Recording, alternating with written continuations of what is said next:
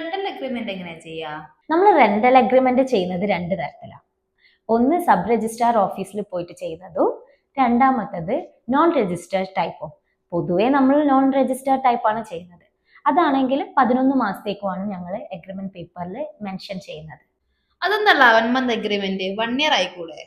നമ്മൾ non registered type ചെയ്യുന്നത് കൊണ്ട് അതിൽ 11 മാസത്തേക്കാണ് ഞങ്ങൾ ചെയ്യുന്നത്. ഇനിയിപ്പോൾ 11 മാസം കൂടി കഴിഞ്ഞിട്ട് 12 മാസത്തേക്കാണ് നമ്മൾ ചെയ്യുന്നുണ്ടെങ്കിൽ അത് രജിസ്റ്റർ ചെയ്തതിന് ശേഷം മാത്രമാണ് 12 മാസത്തേക്ക് ഞങ്ങൾക്ക് അഗ്രിമെന്റ് പേപ്പർ എഴുതാൻ പറ്റുള്ളൂ.